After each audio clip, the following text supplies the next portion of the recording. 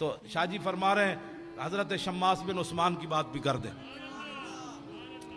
میں نے ویسے نہیں سنا, بغدادی صاحب بھی فرما رہے ہیں شاہ جی تو رہتی وہیں ہیں کہ لوگ علیحدہ حضرت کو سلام پیش کرتے. ایسی ہے, ہاں ایسی ہے.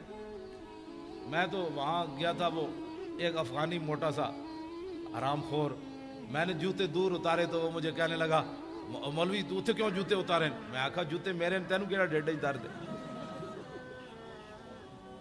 وہ افغانی تنخواہ خور, اس نے میرے ساتھ لڑ پڑا. میں نے بہت دور جوتے اتار دیے امیر حمزہ کی بارگاہ میں حاضری دینے کے لیے, دور.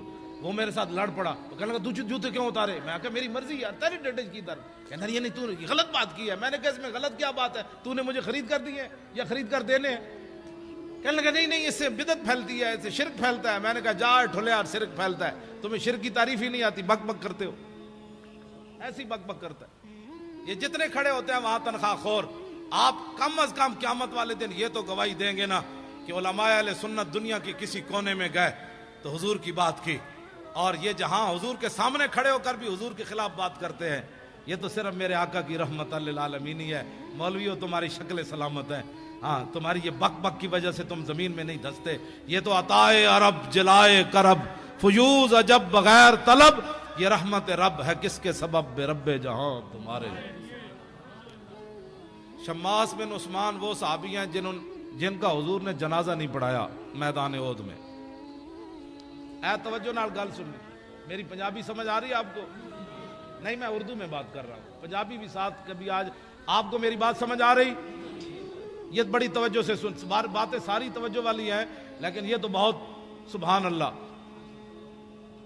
جب ان کا جسم مبارک سامنے آیا تو حضور نے فرمایا ان کو دفنا دیا جائے. حضور نے نماز جنازہ نہیں پڑھی صلی اللہ علیہ وسلم. کیوں نہیں پڑھی؟ اللہ اکبر, کیوں نہیں پڑھی؟ اس لیے کہ جب میرے آقا و مولا پر حملہ ہوا نا, چاروں طرف سے تلواریں اور تیروں کی بچھاڑ ہو گئی, تو حضرت شماس بن عثمان نے نبی علیہ السلام کے ایسے گرد دوڑ دوڑ کر ایسے حضور کی حفاظت کی, ایسے. اور میرے آقا نے بعد میں فرمایا ما وجدت شبیان, یہ جو جنا میں ویکھے ہی کوئی نہیں. اب آپ سوچ سکتے ہیں ان کے بارے میں رسول اللہ یہ بات فرمائے.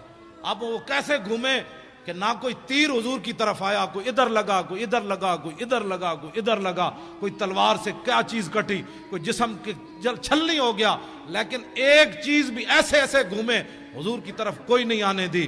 تو میرے آقا و مولا نے نماز جنازہ اس لیے نہیں پڑھائی کہ جنازہ پڑھایا جاتا ہے مغفرت کے لیے, وہ تو میرے غلاموں کی پہلے ہی ہے. یہاں پڑھایا جاتا ہے بلندی درجات کے لیے. شماس بن عثمان نے اس طرح گھوم کر اپنے نبی کی عزت پر جو پہرا دیا, یہ اس مقام پر جا پہنچا جہاں آگے مقام ہی کوئی نہیں رہا. جائے کہ زاہداں بازار اربعین رسن, مست شراب عشق یا کامی رسن. آخری بات, میری گفتگو ختم. اب میرا آپ نے بوتھا نہیں دیکھنا کہ آپ آ گئے, مولوی خادم تقریر کرنے آیا تو آپ بھی آ گئے, یہ تو کوئی بات نہیں. بات تو مالکوں کی کرنی ہے. نوکر میں چلا گیا تو پھر نوکر کتا کل اور آئے گا, پہرا تو دینا ہے قیامت تک. یہ ہمارے علماء بیٹھے ہیں, مشائخ بیٹھے ہیں, شیخ الحدیث ہیں, شاہ جی ہیں. میرا تعارف یہ ہے, میں رات بھی, تاکہ کسی کو کوئی غلط فہمی نہ ہو. لوگوں کو یہ غلط فہمی ہے کہ ہم اپنے لیے کام کر رہے ہیں. ہاں یہ غلط فہمی ہو گئی لوگوں کو, اور بہت بڑی غلط فہمی ہے. اپنے لیے ہوتا تو ہمیں جوتا بھی کوئی نہ مارتا. ہاں یہ بات طے شدہ ہے. اپنے لیے ہوتے تو ڈی چوک کے اندر بھی ہماری لاشیں گندی ہو کر واپس آتی. ہاں جن کے لیے کام تھا انہوں نے ہمیں ڈی چوک میں بچایا, جن کا ہم کام کر رہے ہیں وہی ہمیں ڈی چوک میں لے گئے. جن کا آپ کام کر رہے ہیں انہوں نے ابھی آپ کو کھڑے ہو کر انہوں نے نعرے لگوائے کہ دنیا کو بتاؤ, یہ دھماکے کر رہے ہیں کہ نہیں میرے غلام زندہ ہیں, اور یہ صرف چل پڑے کہ دنیا ان کی تاب نہیں لا سکے گی. یہ کیا سمجھتے؟ بہت سارے لوگوں کو یہ غلط فہمی ہے. میں اپنا تعارف کرا دوں, رات بھی میں نے کرایا اور میں ہر جگہ یہی کراتا ہوں کہ مجھے آپ اس بہت سارے علاقے ایسے ہیں جو مجھے کراچی میں نہیں جانتے, صبح ہی شرط لگا دیں اور مجھے ایسے علاقے میں ویل چیئر پر آپ بٹھا کر آ جائیں, میں نے پگڑی اتاری ہوئی ہو, عام سی ٹوپی پہنی ہوئی ہو, تو 10 روپے بھی مجھے شام تک کوئی نہیں دے گا. کوئی مسکین سمجھ کر مجھے روٹی کھلا دے گا ہوٹل سے کہ یار معذور آدمی بیٹھا ہے. میری حیثیت یہ ہے, لیکن میری ویل چیئر کو لوگ کیوں بوسہ دیتے ہیں, کیوں چومتے ہیں؟ بات اور ہے کہ محمد سے وفا تو نے تو ہم تیرے ہیں، یہ جہاں چیز ہے کیا لوح و قلم تیرے۔ میری حیثیت یہ ہے تو میں جب اپنی خود بیان کرتا ہوں، نہ میرا کوئی ماننے والا ہے، نہ میرا کوئی جناب بچانے والا ہے، نہ میری کوئی بات ہے، میں تو صرف میری حیثیت صرف اتنی ہے کہ یہ تو مالک ہے نا، اب جس کو مرضی اپنی خدا غلامی کے لیے چن لیں۔ اب ان کی مرضی ہے کتا کون سا رکھنا ہے، وہ کتا رکھنا ہے جو ہر چارپائی کے نیچے بوٹی تلاش کرتا ہے، یا وہ کتا رکھنا ہے کہ مر ہی جاؤں جو اس در سے جاؤں دو قدم، کیا بچے بیمار غم قرب مسیحا چھوڑ کر۔ جی ہم نے وزیر اعلیٰ ہاؤس میں سادہ پانی بھی نہیں پیا، وہ ہنس ہنس کر جو باچھے نکال کر حکمرانوں سے باتیں کریں، پھر ان کے بسکٹ کھائیں، پھر ان سے کہیں ماشاءاللہ آپ بھی بڑے نیک کام کر رہے ہیں۔ اب ان کو انہوں نے کتا رکھنا ہے یا ایسے بندے کو کتا رکھنا ہے جو ان کے سادے پانی کی طرف دیکھے بھی نہیں کہ ہم نے اب تمہارا پانی پینا ہے، جنہوں نے حضور کے عاشق کو پھٹے لگایا ہو، ہم تمہاری کوئی چیز کھانے کے لیے تیار نہیں ہے۔ تو پھر کتا وفادار ہو نا، مالک یہ تو نہیں ادھر بھی ٹاؤں ٹاؤں ادھر بھی ٹاؤں ٹاؤں ادھر بھی پوچھل ہلائے ادھر بھی پوچھل ہلائے۔ کتا وہی ہے مالک کا، اور مالک رکھتے ہی دنیا میں بھی دستور یہی ہے، کتا اسی کو رکھتے ہیں کہ گھر مالک کا 1000 میل دور ہو، کتے کا ادھر دیکھے کہ کھڑکار ہو رہا ہے، یہ بندہ مالک کی طرف جانا چاہتا ہے، تو کتا گھر کے باہر میلوں دوڑ کر آئے کہ یہ میرے مالک کا گھر ہے، ادھر نہیں آنا۔ کتا تو اس کو کہتے ہیں، کتا اس کو کہتے ہیں جب مالک کی طرف ڈاکو آ رہے ہو تو کتا دم دبا کر اندر کوٹھڑی میں داخل ہو جائے کہ حالات نہیں ٹھیک، مجھے پتھر مر جائیں گے، حالات نہیں ٹھیک، مجھے لوگ گالیاں دیں گے۔ کتا وہی ہے جب مالک کی طرف صرف کھڑکار آئے کہ مالک کے گھر کی طرف کوئی آ رہا ہے تو کتا کھڑا ہو جائے، پہلے مجھے مارو، ادھر نہیں جا سکتے۔ بہت سارے لوگوں کو پریشانی ہے، پریشانی ہمارے پاس تو اس پریشانی کا کوئی علاج نہیں، ہمارے پاس ایسا تھرمامیٹر نہیں ہے کہ کسی کے اندر جو ہے وہ بات ڈال دے، ہمارا کام اتنا ہی ہے، کتا پاک رسول اللہ دا میں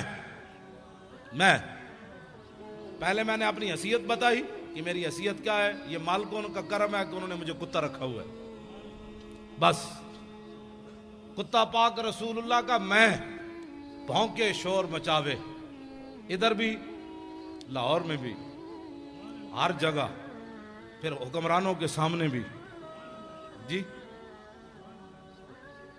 بڑے بڑے لوگوں کے سامنے بھی بھونکے شور مچاوے۔ کیوں؟ مجھے ایک دن سی سی پی او نے فون کیا کہ آپ کے بہت سارے مسائل ہیں، ہم حل کرنا چاہتے ہیں۔ میں نے کہا میرا ایک بھی مسئلہ کوئی نہیں، یعنی ان کا مطلب یہ تھا کہ محکمہ اوقاف نے تم نے اتنی نوکری کی ہے تو آ جاؤ، تمہیں پیسے دیتے ہیں، تمہارے بیٹا لگا دیتے ہیں، مطلب میں سمجھ گیا تھا تمہارے بہت سارے مسائل ہیں، ہم حل کرنا چاہتے ہیں۔ میں نے کہا میرا تو ایک بھی مسئلہ کوئی نہیں، مسئلہ تو حضور کی عزت کا ہے۔ اس بیچارے نے فون ہی بند کر دیا۔ میں نے کہا کسی اور ہوتے جاڑ جا کے پاؤ، ہاں اے جاڑ کسی اور نو پاؤ، اے جاڑ اس پرندے اس جاڑ تھلے نہیں آندا، ایسی اب سی سی پی او بندہ بات کرے، ہاں جی ہاں جی ہاں جی، میں بہت سارے کام ہیں، میں شناختی کارڈ بنوانا ہے، ڈوبی سیل بنوانا ہے، میں پتر بار بھجوانا ہے، ہاں جی وہ میرے بہت سارے مسائل ہیں، میرے ڈیڈے درد ہسپتال فلانے جی میں داخل کرا دو، میری ہسپتال دے کارڈ لے دو، میرے تھانے دے کارڈ لے دو۔ باتیں کرنے والے مشن اتنا بڑا لے کر آدمی اٹھے اور پھر جو ہے اس بات پر گر جائے، یہ بات ایسے نہیں ہوگی۔ میں ادھر بھی جتنے بھی حکومتی مخبر یہاں بیٹھے ہیں نا چغل خور، ہاں یہ میری پوری تقریر ان کو سنائے، ہاں یہ ایسے نہیں کر کے میری بات ان کو سنائے۔ ہاں میں ہمیشہ چغل خوروں کو یہ کہتا ہوں کہ چغل خوروں کہ میرے ہاتھ قیامت والے دن کیا گواہی دیں گے۔ یہ تاریخ الخمیس کا رات مطالعہ کر رہا تھا، یہ سبل الہدا کر رہا تھا، یہ واجب الامہ کا کر رہا تھا، یہ بخاری پڑھ رہا تھا، یہ قرآن پڑھ رہا تھا، یہ قرآن اٹھا رہا تھا، یہ رکھ رہا تھا، یہ دلائل الخیرات پڑھ رہا تھا، یہ ساری باتیں یہ ہاتھ بول کر گواہی دیں گے۔ تمہارے ہاتھ بول کر کیا گواہی دیں گے کہ ناموس رسالت پر بات ہو رہی تھی، ہم تو مولانا کے خلاف پرچہ کاٹ رہے تھے، یہ ہاتھ تو بولیں گے قیامت والے دن۔ آج لے ان کی پناہ، آج مدد مانگ ان سے، پھر نہ مانیں گے قیامت میں اگر مان گیا۔ بات ہم غلط کریں تو گردن حضور کے لیے رکھی ہوئی ہے اور کسی کام کے لیے نہیں رکھی ہوئی، بالکل۔ میں گھر کی بات اس لیے بھی نہیں کرنا چاہتا، میرے بچے جو ہے وہ مجھ سے بھی زیادہ دلیر ہیں، بالکل۔ میں نے تھوڑا سا گھر میں گیا تو میں نے کہا کہ انہوں نے کہا نہیں کیا بات ہے، جب دین کے نام کا کھاتے ہیں تو جب دین کے نام پر تھوڑی سی پریشانی آئی تو پریشانی والی کیا بات ہے۔ میں نے کہا ظاہر بچے بچے ہوتے ہیں، بچیاں بچیاں ہوتی ہیں، تو میں نے سمجھایا، میں نے بیٹھ گیا، میں نے کہا نہیں جی کیا پریشانی ہے، وہ ہمیں مار بھی دیتے تو پھر کیا ہونا تھا، جب آپ باتیں کرتے ہیں تو ہمیں پتہ ہے کہ ہمارے ساتھ کیا ہونا ہے. تو میں نے کہا شکر ہے اللہ کا، شکر ہے اللہ کا. یہ نہیں کہ دین کے نام پر. کہا ابو جی ہم کھاتے جو ہیں، جب آتا ہے تو اس وقت تو ہم کہتے ہیں ماشاءاللہ ہمارے ابو جی بڑے اچھے ہیں. تو جب ہمارے سروں پر کلاشن کوفے رکھی گئی تو اس وقت بھی ہم نے کہا کہ نہیں ہمارا باپ جو باتیں کرتا ہے وہ صحیح کرتا ہے، ہم حاضر ہیں اس کام کے لیے. کہا تم اپنے باپ کو سمجھاتے نہیں ہو، دیکھو تمہارے ساتھ کیا ہو رہا ہے. انہوں نے کہا ہمارا باپ جو باتیں کرتا ہے وہ بالکل ٹھیک کرتا ہے اور اس کو کرنی بھی چاہیے ایسی بات.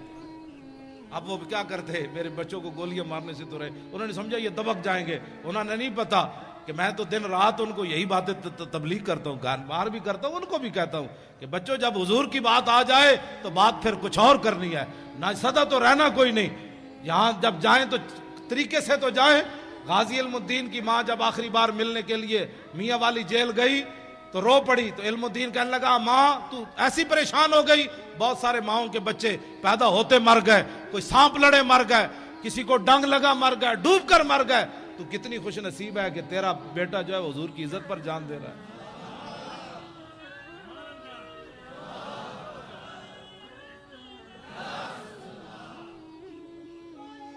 پھر وہی بات لبیک یا رسول اللہ کی بات، حضور کی بات، لبیک یا رسول اللہ، لبیک لبیک لبیک یا رسول اللہ، لبیک لبیک لبیک یا رسول اللہ، لبیک لبیک لبیک یا رسول اللہ.